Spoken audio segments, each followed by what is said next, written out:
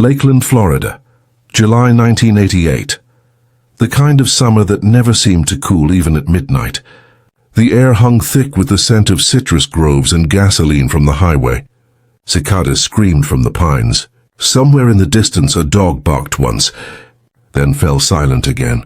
For 19-year-old Sarah Whitmore, it was supposed to be just another late shift at Dixie's Diner, a local landmark off Highway 92.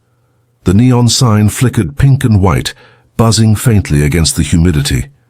Inside, the air conditioner fought a losing battle with the heat, and the jukebox played a worn-out cassette of Every Breath You Take. Sarah moved between tables with her usual easy grace, brown hair tied back, uniform slightly wrinkled from the long hours. She was saving every dollar she could before starting her second semester at community college. Everyone in town knew her, or at least thought they did. Sweet, polite, the girl who smiled even when she was bone-tired. She clocked out just after midnight, waved goodbye to her manager, and stepped out into the parking lot. Her old red Pontiac idled unevenly. The muffler rattled when she turned the key. A co-worker offered to follow her home, but Sarah laughed it off. "It's Lakeland," she said. What could happen here? That was the last time anyone saw her alive. The next morning, when Sarah's mother, Ellen Whitmore, woke up and saw her daughter's bed empty, she didn't panic at first. Maybe Sarah had stayed with a friend. But when she called the diner and learned Sarah had left hours earlier, something cold settled in her chest. She dialed the sheriff's office before sunrise. By noon, deputies were combing the 2-mile stretch between the diner and Sarah's small white house on Magnolia Avenue. Her car was found on a dirt access road about half a mile from the main highway, driver's side door open, keys still in the ignition. Her purse was inside, along with her wallet and student ID, but there was no sign of Sarah. It was the kind of case that ripped through Lakeland like a lightning strike. The sheriff's department set up a temporary command post in the diner's parking lot. Volunteers gathered from nearby towns, flyers with Sarah's photo smiling, sunburned from a summer lake trip, covered telephone poles, church boards, and convenience store windows. Search parties dragged the swampy edges of Lake Parker for days. Helicopters circled overhead, their shadows sweeping across orange groves. Deputies trudged through the thick brush with flashlights and dogs. The heat was unbearable. The mosquitoes were relentless, but Sarah was gone. 3 days later, her mother stood on the steps of the First Baptist Church during a candlelight vigil. Her voice trembled as she addressed the crowd.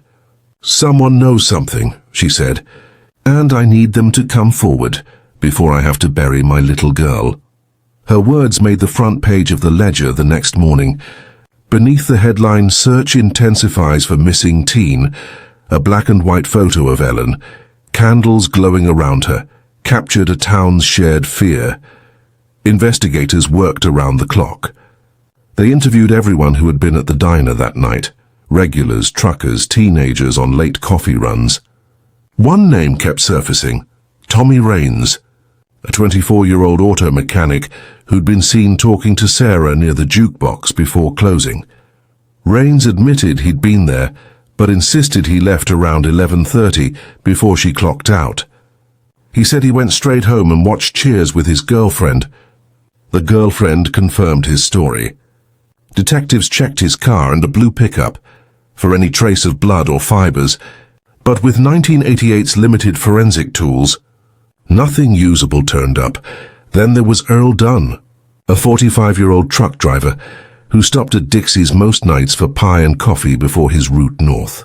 His alibi, he'd been in Tampa loading freight, was thin, but his logbooks backed it up, and so, with no suspect, no body, and no physical evidence, the investigation slowed. It wasn't until August 12th, nearly 3 weeks after Sarah vanished, that the nightmare deepened. A fisherman discovered a body near the edge of a swampy area off Old Comby Road, about 6 miles from where Sarah's car had been found. The heat and humidity had taken their toll. Identification would take time. But when detectives found a gold locket around her neck, engraved with SWs everyone knew. The autopsy confirmed what no one wanted to hear. Sarah Whitmore had been strangled. There were bruises on her wrists and traces of foreign fibers under her fingernails, but no sign of sexual assault. Toxicology came back clean. No drugs, no alcohol. The killer had likely subdued her quickly and left her there in the water, hidden among reeds and cattails. Forensic science in 1988 offered few answers. DNA testing existed in theory, pioneered in England just a few years earlier, but was still nearly impossible for small-town departments to access. Lakeland's crime lab relied on serology, blood typing, hair comparison, and basic fingerprinting. None of it pointed to anyone. Detective Charles "Chuck" Garrison, the lead investigator, sat in his small office that fall surrounded by stacks of reports. He'd grown up in Polk County. He'd hunted in those same swamps as a boy. The idea that someone could do this to a local girl and get away with it gnawed at him. They re-interviewed Rains, Dunn, and a handful of others. A few locals whispered about a drifter seen hitchhiking near the diner that night, a man with long hair and a duffel bag. Deputies chased that rumor as far as Georgia, but it ended like the others and nowhere. By early 1989, the case stalled. Every year, Helen Whitmore kept her daughter's photo in the window of their home, faded now from the sun. She attended every memorial, spoke to reporters whenever a new missing person case surfaced, and begged for attention that never lasted long. "They forget," she once told the Ledger. "People always forget until it happens again." Detective Garrison never did. He retired in 2004, but before he packed up his office, he handed the Whitmore file to the newly formed Cold Case Division of the Polk County Sheriff's Office. "If you ever get new science," he said to the young detective taking over, "start with the fibers under her nails." That's where he is, the years blurred. The file collected dust. By 2015, the case was little more than a memory in Lakeland, the subject of old bar talk and true crime blogs. The diner had closed, replaced by a tire shop. The swamp where Sarah's body was found had been developed into a small housing community. Time, as it always does, moved on. Then in 2023, the state's cold case unit began quietly retesting unsolved murders from the 1980s using modern DNA sequencing. Among them was the Whitmore file. A lab technician in Tallahassee examined the preserved evidence, including the fingernail scrapings collected from Sarah's autopsy, sealed for decades. Back then, the degraded biological material was useless. But with advanced polymerase chain reaction, PCR amplification now standard, even trace amounts could be read. When the results came back, they found a partial male DNA profile, one that didn't exist in the National CODIS database. But a secondary upload to a genealogy database triggered a hit. A distant relative, somewhere in Alabama, had uploaded his family DNA to help with ancestry research. Investigators built a family tree that narrowed to one surviving line in Florida. At its center was a man who'd lived in Lakeland in the late 1980s, a man who'd been interviewed once, briefly then forgotten. His name Earl Dunn. Now 79 years old, retired, living in Ocala. When detectives arrived at his home in March 2024, he answered the door slowly, leaning on a cane. They told him why they were there. He nodded, pale but calm, and said something none of them expected. "I knew this day would come. I just didn't think I'd live to see it." The rain came down hard that March morning when two Polk County investigators pulled up the long gravel driveway of a small house just outside Ocala. The sky was heavy, gray, the kind of weather that made the air smell like wet asphalt and pine. Inside the car, they sat for a moment in silence, each knowing the weight of what they were about to do. For 36 years, Sarah Whitmore's name had haunted every file cabinet, every cold case bulletin board, every conversation about unsolved crimes in Central Florida. The man who answered the door that morning looked older than his years, his shoulders bent, his face mapped with deep lines. His eyes flicked between the two badges before him, and then lingered just long enough for one of the detectives to feel the hair rise on the back of his neck. His name was Earl Dunn, and he had once been the kind of man people trusted. Married, 2 grown children, a long-time truck driver who knew every back road in the state. When they told him why they were there, he didn't flinch. He stepped back, motioning them inside, his cane tapping lightly against the worn linoleum floor. The house smelled of coffee and motor oil, the faint scent of old tobacco lingering in the air. He asked if he could sit down, and they nodded. The lead detective, a quiet man named David McAllister, watched as Dunn lowered himself into a recliner and looked straight ahead. "You've been on our list before," McAllister said carefully. "Back in '88, you were interviewed after Sarah Whitmore went missing. You remember that?" Dunn gave a small, tired nod.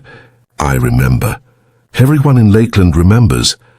McAllister laid a folder on the table, its edges soft from age. He opened it and slid a photograph across the surface, a black and white image of a young woman with clear eyes and sunburned cheeks. Dunn stared at it for several seconds before looking away.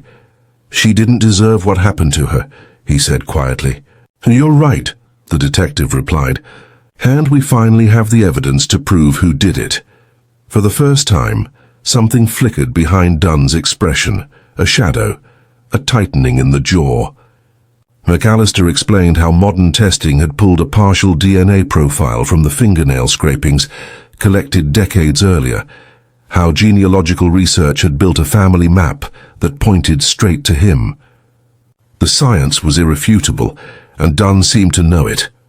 When McAllister finished speaking, the room went still. Rain tapped gently against the window. Dunn took a long breath, his hand trembling slightly on the armrest. "You can't outrun what you've done," he said, almost to himself. "Not forever." He didn't confess outright, but he didn't deny it either. He agreed to come with them, his movements slow but deliberate. As the unmarked car pulled away from the house, one of the younger detectives glanced in the rearview mirror. Dunn sat motionless in the back seat, his eyes fixed on the road ahead, as if retracing every mile he'd driven in 1988. By the time they arrived in Polk County, word had already started to spread. The sheriff's office had confirmed an arrest in connection with the Whitmore case. The press release was brief. No details, no statements, but in a town that had lived with unanswered questions for more than 3 decades, it was enough to set off a wave of shock. At the old diner site, now a tire shop, customers whispered about the news while they waited for their oil changes. "Earl, the truck driver," one man said. "He used to come here all the time. He was friendly. Always tipped the waitresses." Another shook his head. "He fooled everybody." When detectives brought Dunn in for formal questioning, they began from the beginning. He had been a regular at Dixie's Diner, he said, stopping most nights before heading out on his delivery routes. He remembered Sarah well. A nice girl, always smiling, polite. He said he'd talked to her that night, maybe offered her a ride home, but claimed she'd declined. Then, after a pause, he added, "That was the last time I saw her." The investigators pressed harder. They showed him crime scene photos, the path through the swamp where her body had been found, the locket she'd worn. Dunn's breathing grew uneven. When they told him his DNA matched the sample found under Sarah's fingernails, his composure finally cracked. He covered his face with his hands, elbows on the table, and stayed that way for nearly a minute. Then, without looking up, he muttered, "It wasn't supposed to happen like that." It took hours before the story came out in fragments, each detail more unsettling than the last. He had offered her a ride, and when she refused, something inside him snapped. He said he followed her car down the dark stretch of Highway 92, forced her to stop, and pulled her from the vehicle. He spoke in a flat tone, as if describing something that had happened to someone else long ago. He said he didn't mean to kill her, that she'd screamed and fought, and he'd grabbed her too hard, his hands around her throat before he realized what he was doing. The detectives listened in silence. There were no outbursts, no shouting, just the low hum of the air conditioner and the ticking of the wall clock. When the interview ended, they read him his rights. He didn't resist. As they led him to the holding cell, he turned once toward McAllister and said, "She fought hard. I'll never forget that." When the news broke that evening, it hit Lakeland like a thunderclap. Television vans crowded outside the sheriff's office, their lights washing the parking lot in a pale glow. People stood outside the old courthouse steps, some in disbelief, others quietly weeping. Many had grown up hearing the story, parents warning their daughters to be careful, to never drive alone at night. The arrest reopened all of it, every fear that had settled into silence. At the Whitmore home, Ellen sat at her kitchen table surrounded by framed photographs of Sarah. Her hands shook slightly as she held the phone, listening to the detective's voice on the other end confirm the arrest. She didn't speak for several seconds.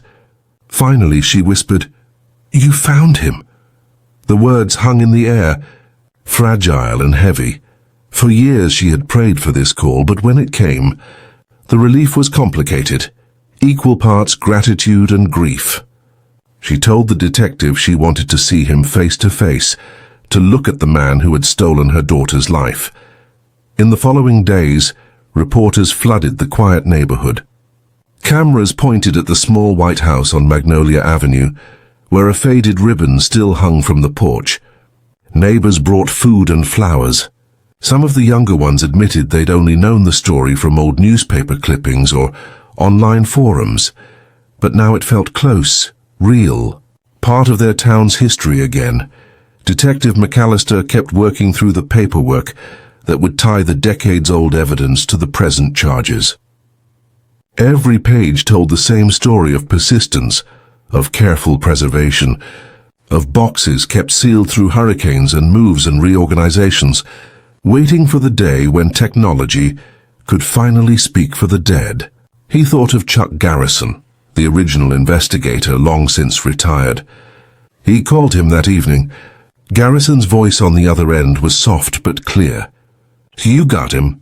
he asked. "We did," McAllister said. "DNA nailed it." There was a pause, then the sound of a long exhale. "I always knew the answer was in that evidence," Garrison said. "I just wish it hadn't taken this long." That night, McAllister drove past the old diner lot.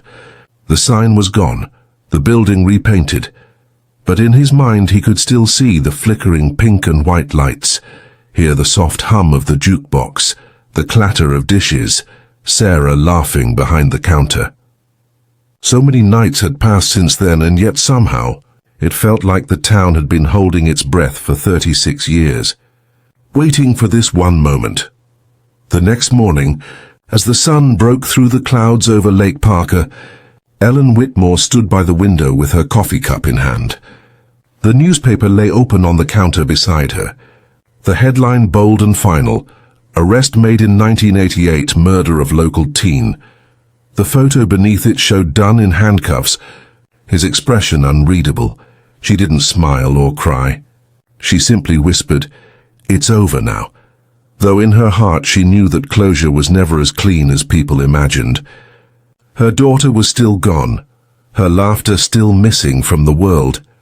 But at least the question that had haunted her for half her life had been answered. Across town in the sheriff's office, the detectives sat quietly at their desks. Outside, life in Lakeland went on. The hum of traffic, the smell of rain-soaked pavement, the same slow rhythm that had pulsed through the town for decades. But something was different now. The silence that had lingered since 1988 had finally broken, and for the first time in 36 years, justice had a name. The courtroom was packed the morning the trial began. People filled every bench, spilling into the hallway, their whispers echoing softly beneath the old fluorescent lights. Many had come not because they knew the Whitmore family personally, but because the case had become part of their town's collective memory. Nearly 4 decades of silence had ended with one arrest, and now everyone wanted to see the man who had stolen a 19-year-old girl's life in the summer of 1988. Earl Dunn sat at the defense table wearing a wrinkled grey suit. His hair, once dark, was now thin and white. His face bore the weight of time and guilt, but his expression remained strangely blank.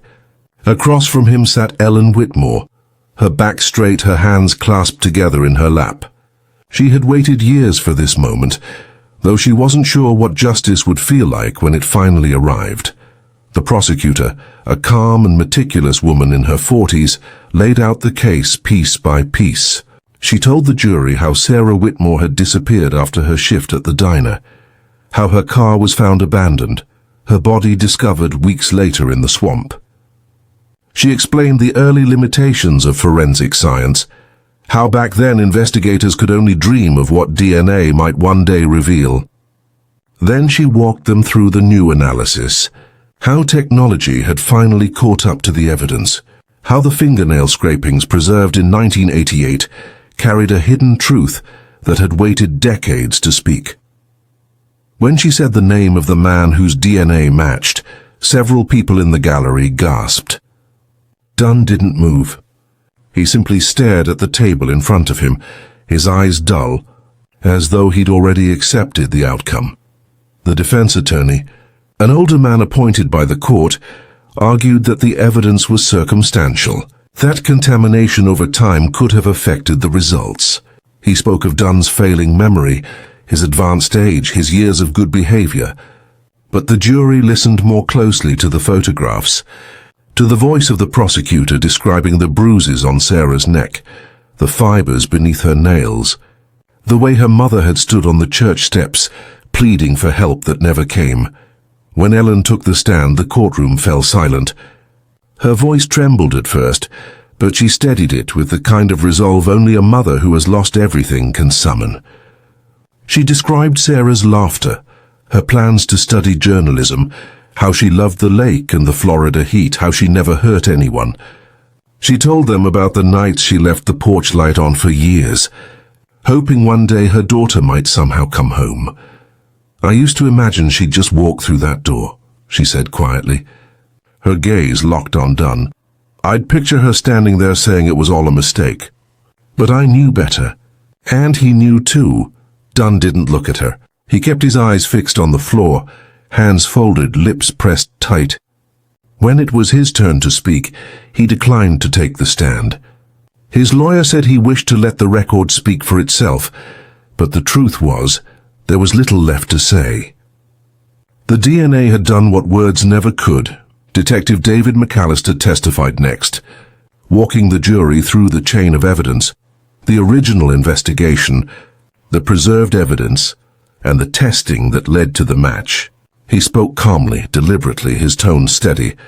"Every time I opened that file," he said, "I thought about the people who didn't give up before me. This wasn't just science, it was persistence. It was believing that truth has a way of surviving, even when everything else fades." The prosecutor's closing argument was simple and direct. She reminded the jury that Sarah had fought for her life, that the DNA beneath her fingernails told the story of that struggle. "He tried to silence her," she said, pointing toward Dunn, but her hands held the truth. Even as he took her life, she took something from him, the one thing that would one day expose him. That's justice. The jury deliberated for 6 hours. The courthouse grew quiet as people waited in the corridors, some praying, some pacing. The sun was setting when the bailiff finally called everyone back inside. Ellen sat perfectly still as the foreman rose, the verdict slip trembling slightly in his hands. "Guilty," he said. For a long moment, no one moved. Then Ellen lowered her head, whispering a prayer no one could hear. The room was still except for the sound of quiet sobs and the shuffle of feet as the judge called for order. Dunn showed no emotion. He stood, turned toward the judge and nodded once as if acknowledging something inevitable.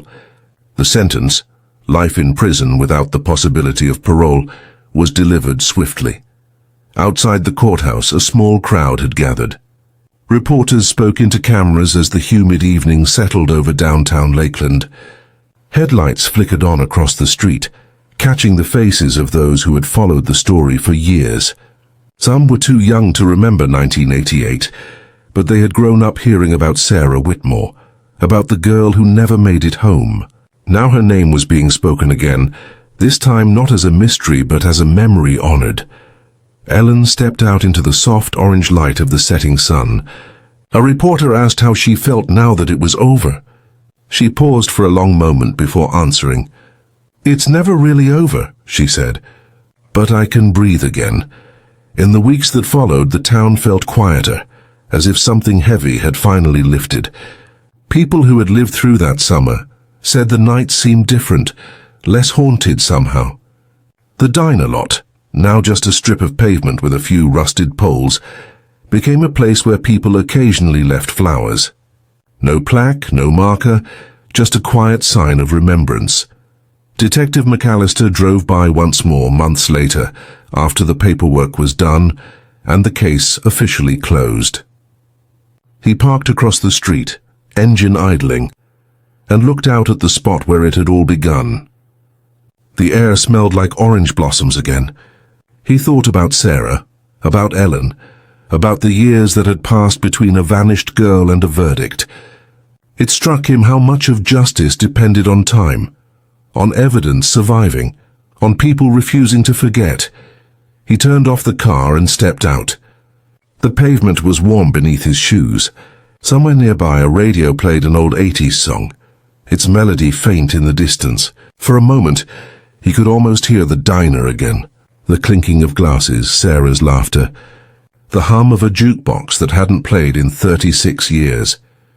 He stood there until the song ended, then got back into his car and drove away, the lights of Lakeland fading behind him. Years after the verdict, Lakeland changed in the quiet ways small towns do. New shops opened along Main Street, the old tire shop closed, and the building where the diner once stood was torn down to make room for a small family restaurant with bright green awnings and outdoor tables that caught the afternoon sun. But even with the changes, the story of Sarah Whitmore never disappeared. It lingered in the rhythm of the place, in the whispers between generations, and the way people lowered their voices when the conversation turned to that summer in 1988. For those who had lived through it, the memory wasn't just about the crime. It was about the time before, when everything felt safe, when kids rode their bikes until dark and no one locked their doors. The night Sarah vanished was the night something shifted in Lakeland. People began double-checking their locks, telling their daughters to call as soon as they got home, and avoiding lonely stretches of road after midnight. Even decades later, that feeling of lost innocence never completely faded. Ellen Whitmore continued to live in the same small house on Magnolia Avenue. The front porch paint had peeled with age, but the wind chime Sarah had bought her for Mother's Day still hung there, faintly singing whenever the breeze came through. Some evenings Ellen would sit outside with a cup of tea, watching the light fade over the neighborhood. Children played in the yards across the street, their laughter floating through the air. And she often thought of Sarah at that age, all freckles and ponytails, barefoot on the driveway, chasing her little brother with a garden hose. She had outlived her daughter by more than 30 years, but she never stopped speaking her name. Each April she visited the place near the swamp, where Sarah's body had been found. The area had changed too. The rough dirt road was now paved, the swamp partly cleared for homes. Still at the edge of the water, a small patch of tall grass remained untouched. That was where she always left fresh lilies, and stood for a few minutes in silence. "I don't come here for her," she once told a local reporter. "I come here for me. I come here to remember that she was real, that she lived, that she mattered." The reporter, who hadn't been born when Sarah was killed, wrote that down quietly, later calling Ellen's strength a lesson in grace. It became one of those articles that got shared around every few years. Usually when another cold case made headlines, people would say, "Remember Sarah Whitmore?" and then tell the story all over again. The disappearance, the heartbreak, the decades-long wait for justice. Detective David McAllister eventually retired from the sheriff's office.